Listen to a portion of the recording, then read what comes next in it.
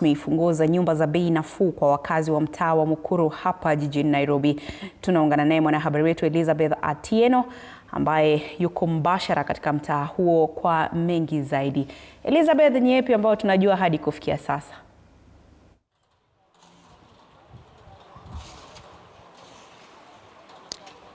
Naam, asante sana Andrin Kilemi, kama ulivyosema tunakujia mubashara kabisa kutoka mtaa huu wa Mukuru kwa Njenga, kaunti ya Nairobi, ambapo muda wote kutoka sasa Rais William Ruto anatarajiwa kufika katika eneo hili. Na pale niliposimama ndipo itakuwa pahali pa kwanza ambapo rais huyu ataweza kufungua eneo hili, boma yangu, na kuweza kupokeza vifunguo 4,500 kwa wakazi ambao wanatarajiwa kumiliki vyumba hivi vilivyoko nyuma yangu. Na kama mpiga picha wangu Duncan Mwangi anavyoweza kuonyesha tu, hizo tu ndo zile nyumba ambazo atakuwa anafungua usiku huu wa leo. Anatarajiwa kufika hapa saa yote hapo, maybe mwendo wa saa 9:30 hapo, ama saa 10 ama saa 11 hivi. Na atakapofungua nyumba hizi, basi wakazi watatarajiwa tu kuanza kuingia na kuweza tu kuanza kujipanga na familia zao. Kumbuka kwamba hii si mara ya kwanza Rais Ruto kufika katika eneo hili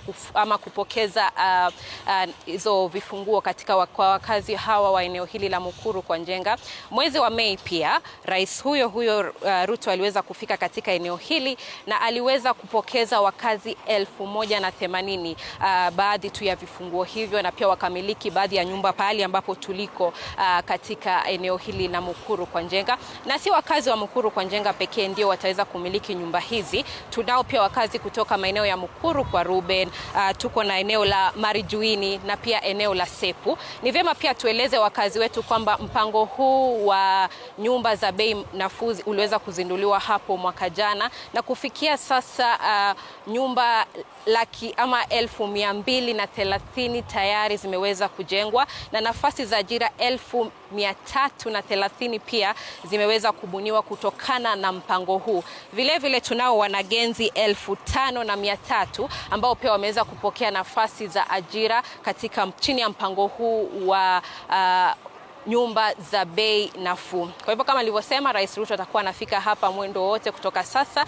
na atakuwa anafungua nyumba hizo, na pia anasema kwamba anapania kuhakikisha kwamba wamiliki hao 4,500 wataweza kuwa na Krismasi njema katika nyumba iliyo katika hali bora, na si katika maeneo ya vitongoji duni kama ilivyokuwa. Pia hiyo ni baadhi tu ya mambo ambao mpango huu unapania kuafikia, kwamba tunatoa Wakenya katika maeneo yale yaliyo katika vitongoji duni, ile kwa lugha ya Kimombo tunasema slums, na kuwaleta kwa nyumba zilizo na ari na nyumba ambazo zilizo katika hali bora mno.